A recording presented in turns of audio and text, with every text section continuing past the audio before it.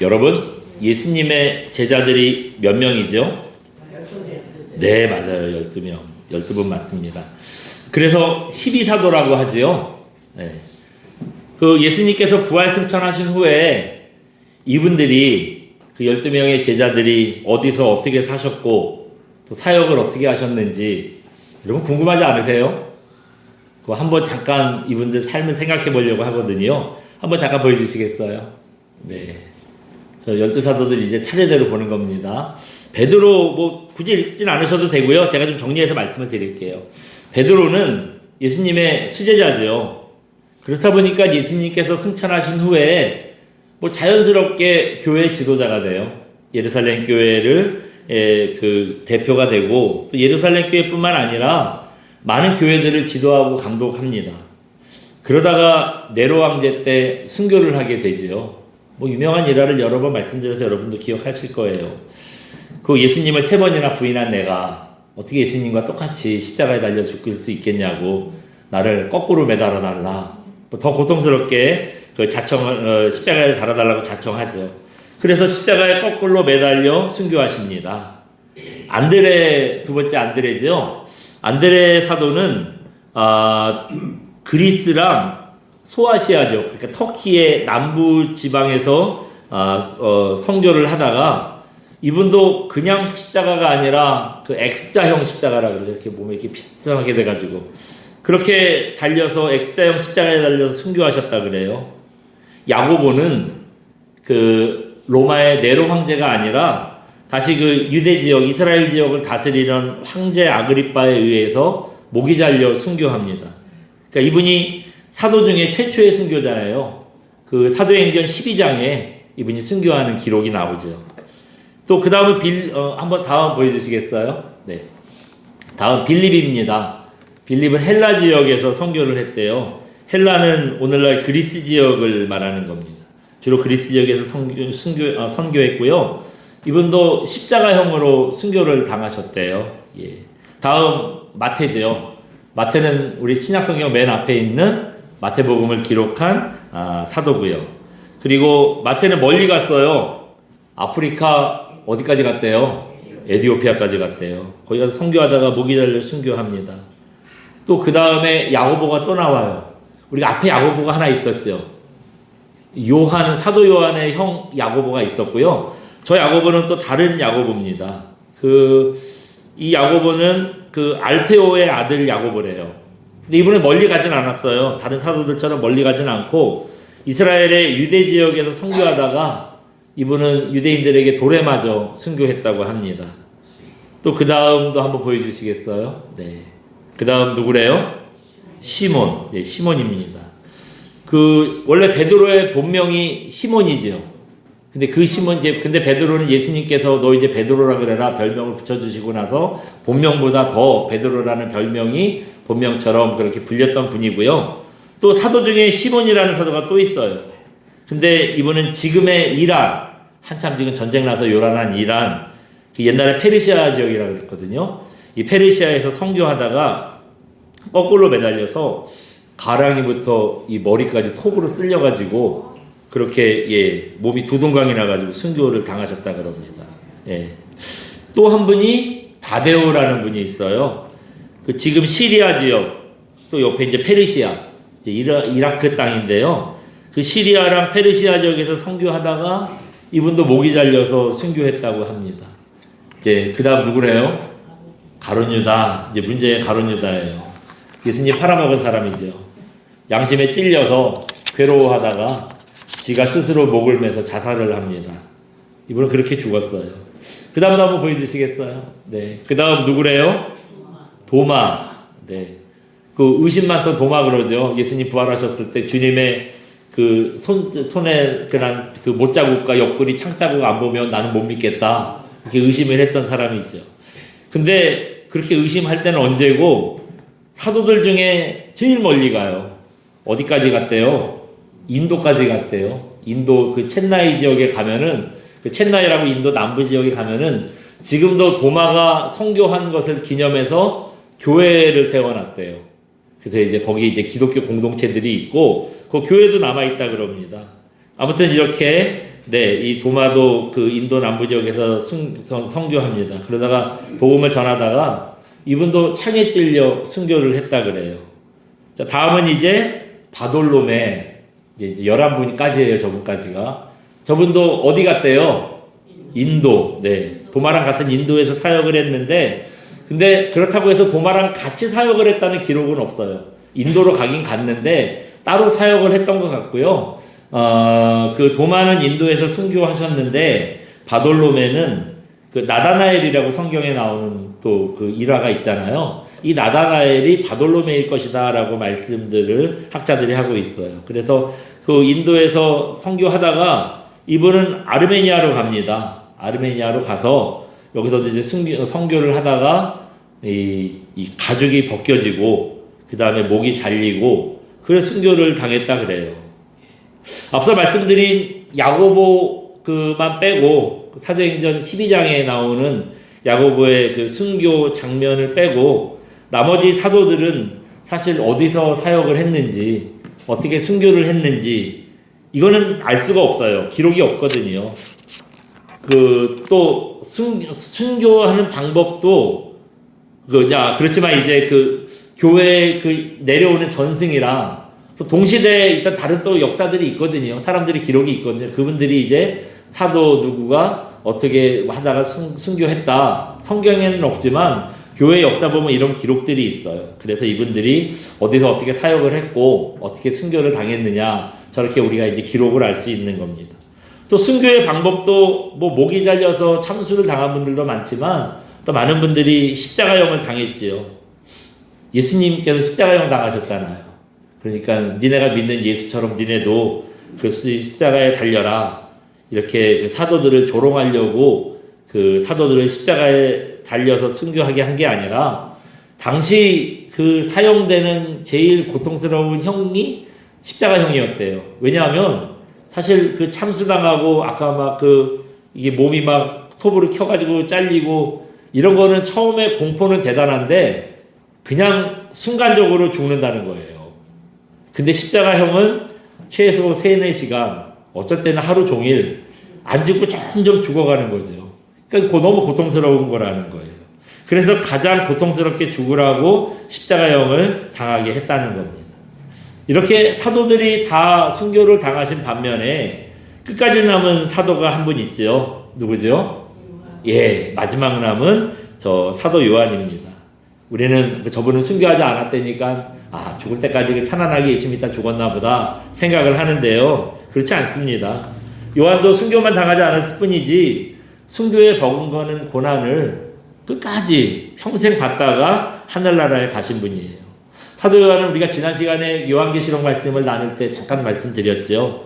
당시 로마 제국의 도미티안 황제를 신으로 섬기라는 명령을 받고 이 명령을 거부하다가 밤모섬에 유배가 됐었습니다. 이 밤모섬에서 이제 하나님께서 이 세상이 마지막에 어떻게 멸망할 것인가 하는 환상을 보여주셨죠. 그걸 보고 기록한 게 요한계시록이라 그랬습니다. 근데 이제 밤모섬에 유배되기 전에 그 밤모섬 앞에 있는 에베소라는 동네에서 이분이 사역을 했는데 오늘 우리가 읽은 요한 3서도 아마 그때 기록한 게 아닐까라는 게 이제 전통적인 견해예요. 우리 오늘 본문 1절 한번 잠깐 볼까요? 1절 같이 한번 봅니다. 시작. 장로인 나는 사랑하는 가이오 곧 내가 참으로 사랑하는 자에게 편지하노라. 아멘. 여기 보시면 방금 우리가 1절 읽었는데 오늘 1절이 어떻게 시작되고 있죠? 장로인 나는 그랬어요. 장로인 나는. 장로인 나는.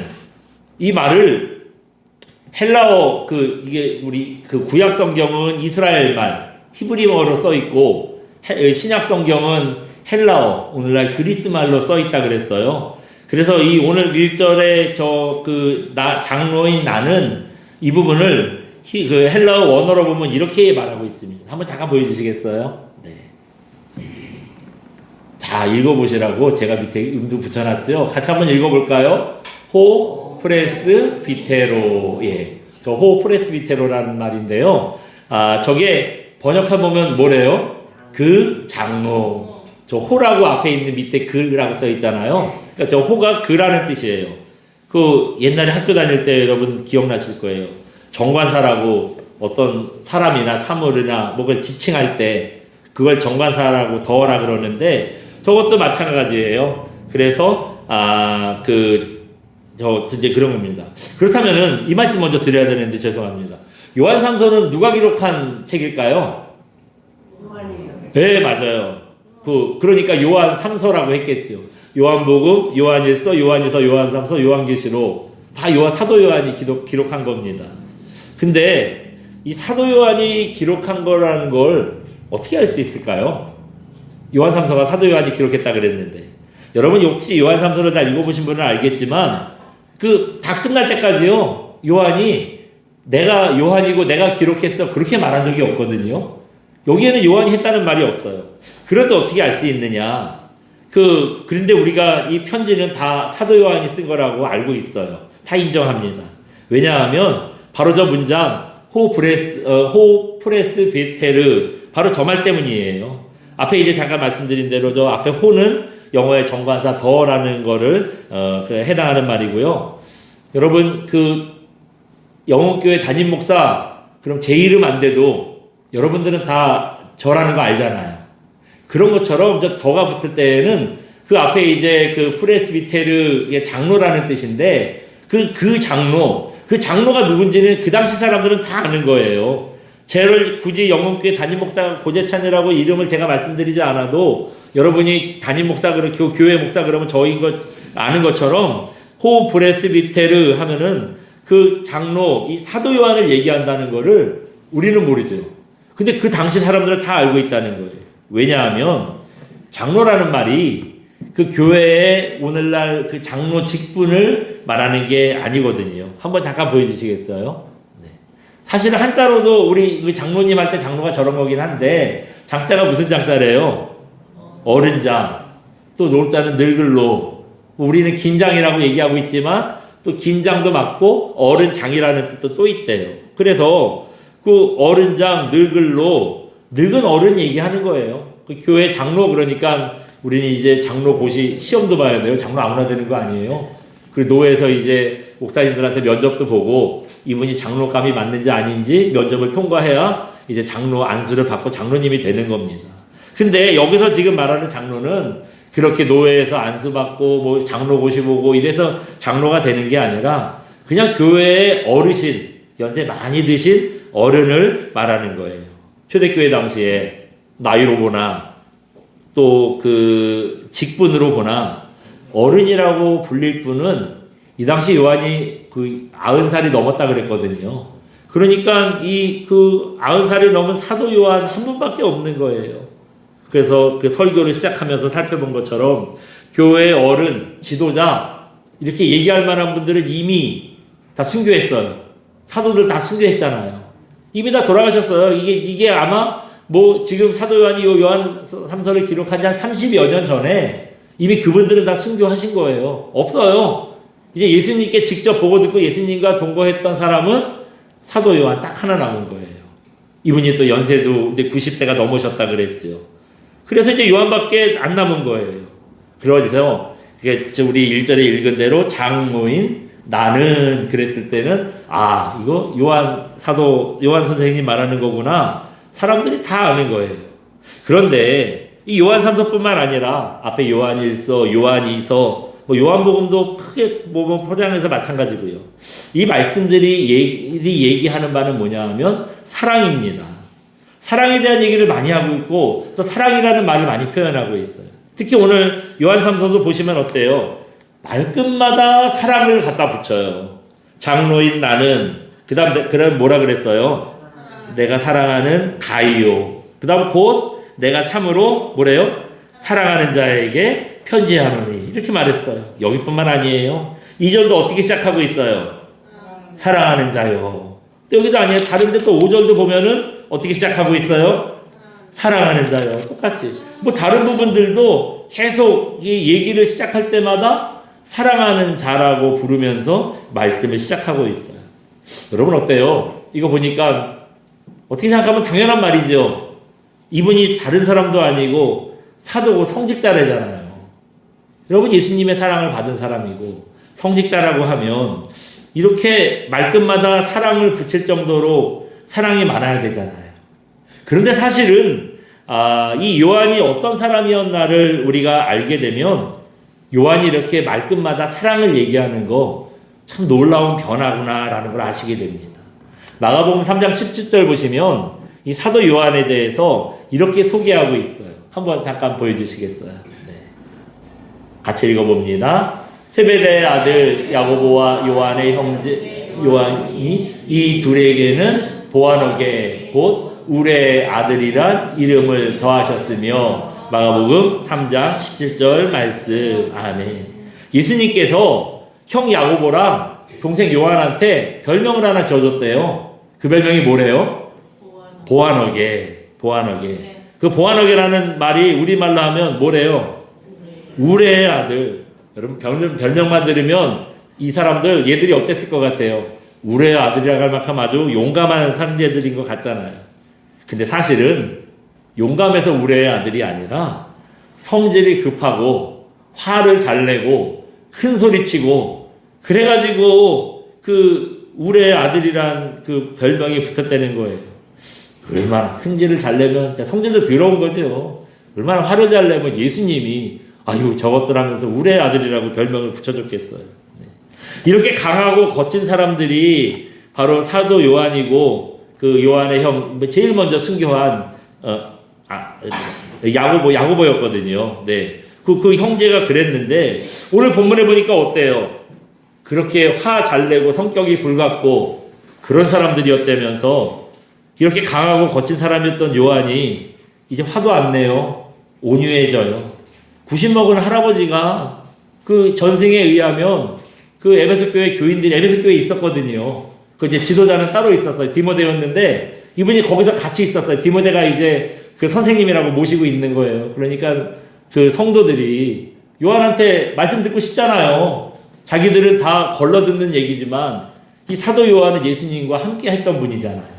그러니까 예수님이 어떤 분인지 예수님의 삶에 대해서 직접 듣고 싶은 거예요. 그래서 날마다 그 요한 선생님 말씀 좀 해주세요. 그러면 내가 뭐 별거 할 말 있어? 그냥 사랑하세요. 그거밖에 없어요. 그랬다고 하잖아요. 그러니까 이렇게 말끝마다 사랑을 얘기할 정도로 그 강했던 사람이요. 너무너무 말랑말랑해진 거예요. 말랑말랑해진 거예요. 사람이 어떻게 이렇게 변할 수 있을까요? 연세 드시면 나이 먹으면 이제 승질낼 기운도 없어가지고 말랑말랑해진다는데 여러분 그래서 그랬겠어요. 예수님께 받은 사랑 때문이지요. 그분의 사랑이 이분을 이렇게 온유하게 만든 거 아니겠어요?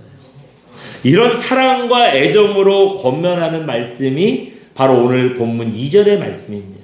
그러니까 이분이 그냥 뭐 좋은 말로 하는 게 아니라 정말 간절한 마음으로 자기의 삶이 다 변하고 제일 중요하다고 생각하는 권면을 지금 하고 있는 게 바로 2절인 거예요. 우리 2절 한번 읽어볼까요? 같이 한번 봅니다. 시작. 사랑하는 자여 내 영혼이 잘된 같이 내가 범사에 잘되고 강건하기를 내가 간구하노라. 아멘. 유명한 말씀이죠. 많이 들어보신 말씀이고 어디 가서 이제 격려하고 위로하고 복주는 말씀입니다. 많이 들어보신 말씀이에요. 우리는 이 말씀 볼 때 어떻게 생각하죠? 영혼이 잘된 것처럼 내 범사가 잘되고 건강하고 모든 게 다 잘되기를 바랍니다. 사실 그런 의미로 또 설교도 많이 해요. 그런 얘기도 합니다. 그런데 우리가 생각할 때 이 말이 마치 이렇게 들리지 않나요? 영혼이 잘 되는 거 33%, 범사가 잘 되는 거 33%, 건강한 거 33%. 요래가지고 이제 이 영혼과 범사와 건강이 똑같은 비율로 다 잘 되고 아주 충만하면 좋다. 이렇게 우리가 생각을 합니다. 그런데 사실 이 말씀이 가르쳐주는 바는 이거예요.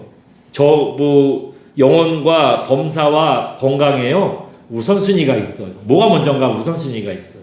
한번 보여주시겠어요? 같이 봅니다. 영혼이 잘 되는 것 제일 우선돼야 할 것입니다. 아멘. 예.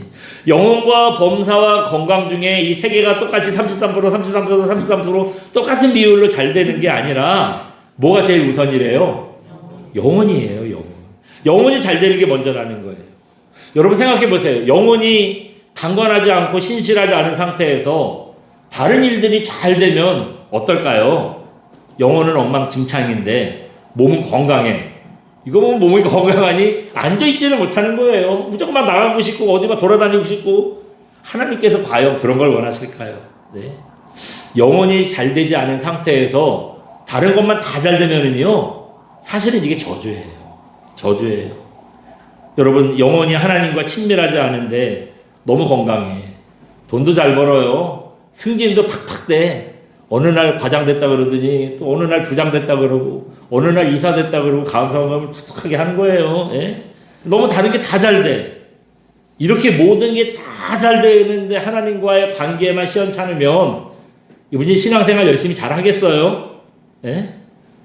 다른 건 다 얻었는데 하나님과 멀어진다면, 그래서 내 영혼이 멸망의 길로 간다면 이거 축복 아니잖아요. 남들은 다 부러워하는데 우리는 저게 망할 길로 간다는 거, 저거 저주의 길이라는 거 알잖아요. 네. 그래서 마태복음 10장 28절에 예수님 이렇게 말씀하세요. 보여주시겠어요? 네. 같이 한번 읽어봅니다. 몸은 죽어도 영혼은 능히 죽이지 못하는 자들을 두려워하지 말고 오직 몸과 영혼을 능히 지옥에 멸하실 수 있는 이를 두려워하라. 마태복음 10장 28절 말씀. 아멘. 세상은요, 우리를 죽여봐야 몸밖에 못 죽여요. 세상에서 무슨 짓을 하고 무슨 뭐 목을 자르고 사람을 포를 뜨고 뭐 별의별 악한 짓을 다 해도 몸밖에 못 죽이는 거예요. 우리 영혼은 죽일 수 없는 거예요. 그러나 하나님은 어떠신 분이죠? 우리 영혼까지 멸하시는 분입니다. 그래서 몸밖에 죽이지 못하는 세상 두려워하지 말래잖아요. 우리 몸이 죽는 거 겁나는 일이죠. 걱정되는 일인데 하나님 앞에서 그거 별거 아니라는 거예요. 그리고 그만큼 영혼이 중요하다는 거예요. 영혼이 중요하다는 말씀입니다. 그런데 우리는 영혼보다 몸을 얼마나 중요하게 생각해요. 몸에 안 좋은 건 죽어도 안 해요. 예? 몸에 안 좋은 건 빨리 죽을까봐 죽어도 안 해. 또 몸을 위해서는 먹는 것도 어떤 것만 먹어요? 건강에 좋은 것만 먹어요. 좋은 것만 먹어요. 특히 몸을 위해서 요즘에는 꾸미기도 엄청 꾸며요. 여러분, 요즘 어르신들이, 남성분들도 성형외과 출입이 잦대요. 가서 뭐 하는 거야. 검버섯도 띄고 뭐 하고 다 하는 거예요. 요즘 여러분, 그래서 헬스장 어때요? 망하기도 많이 망하는데 헬스장 많이 만들어. 왜냐하면 사람이 자꾸 오거든요. 헬스장이 위에 터진대요. 성형외과도 요즘에는 무슨 뭐 피부에 뭐 나고 다치고 이런 거 안 봐준대요.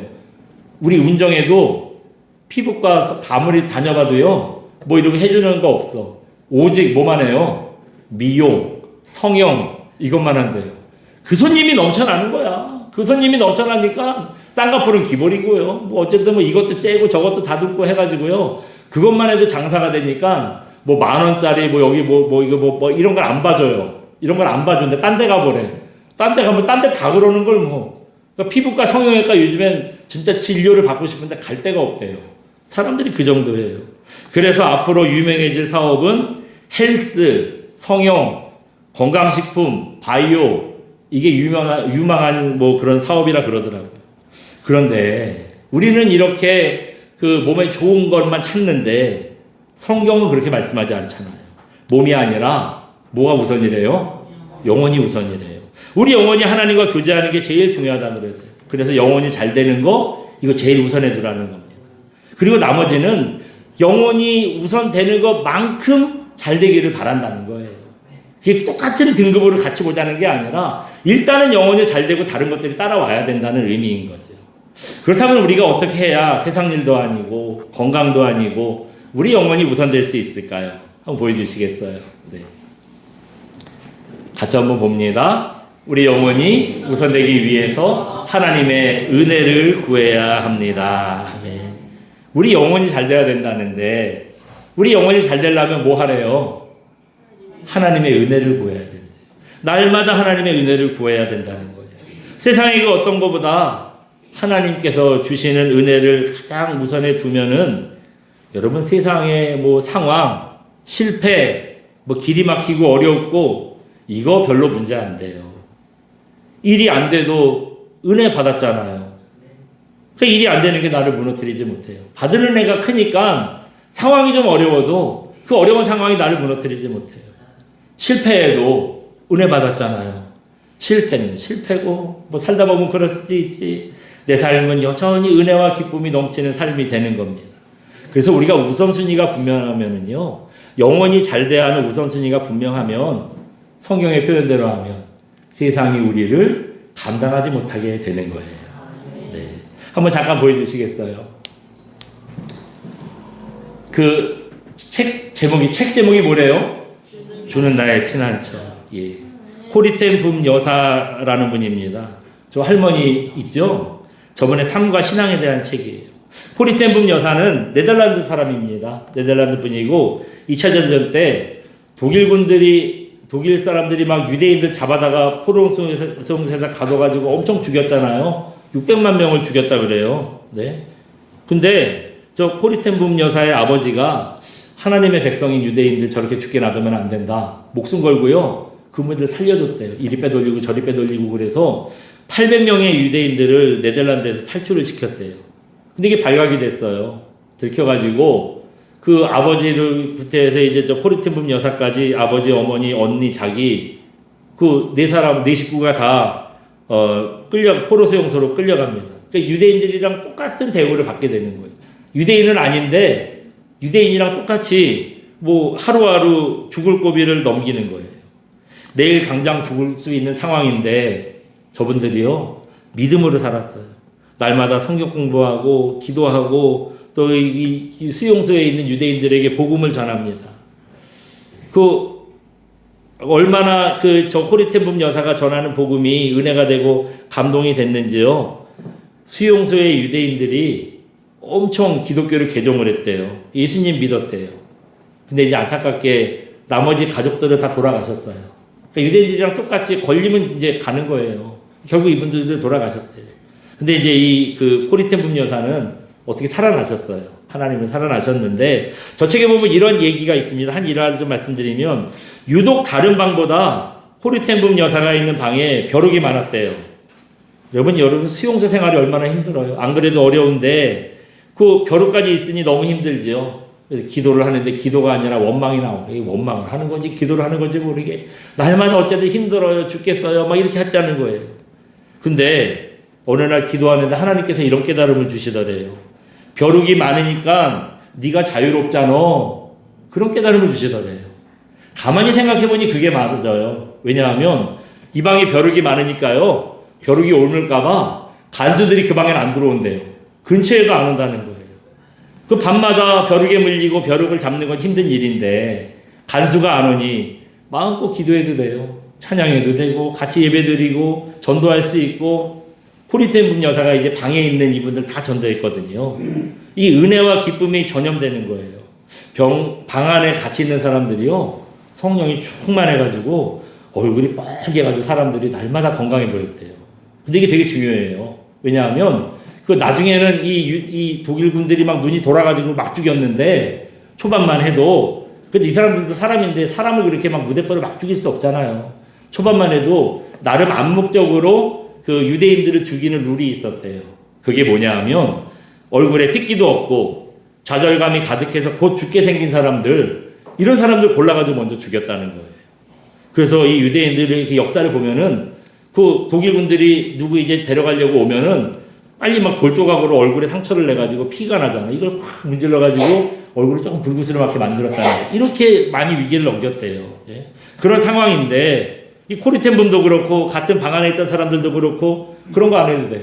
성령이 충만해가지고 얼굴이 뜨겁고 막 달아오르고 생기가 도는 거예요. 다른 사람들은 날마다 죽어나가는데 이 코리텐 붐 여사랑 방에 있는 사람들은 한 사람도 안 죽고 다 살았대요. 예. 여러분 우리가 아무리 죽을 것 같은 상황에서도 하나님을 우선에 두고 날마다 은혜를 구하면 우리 넘어지지 않습니다. 넘어지지 않아요. 어떤 힘들고 어려운 상황이 돼도 은혜로 이겨낼 수 있고요. 하나님의 은혜가 우리를 이기게 해주십니다. 여러분 그렇기 때문에 건강 너무 우선해 두지 마세요. 세상 거 너무 우선해 두지 마시고 우리 영혼이 하나님의 은혜를 구하는 거 이걸 가장 우선해 둘 수 있는 저와 여러분 되시기 바랍니다. 그래서 우리가 어떤 상황에서도 믿음으로 서는 그런 귀한 종들 되시기를 주님의 이름으로 축원드립니다. 우리 시간 함께 찬양하고 기도합니다. 은혜 아니면 함께 찬양하고 기도하겠습니다.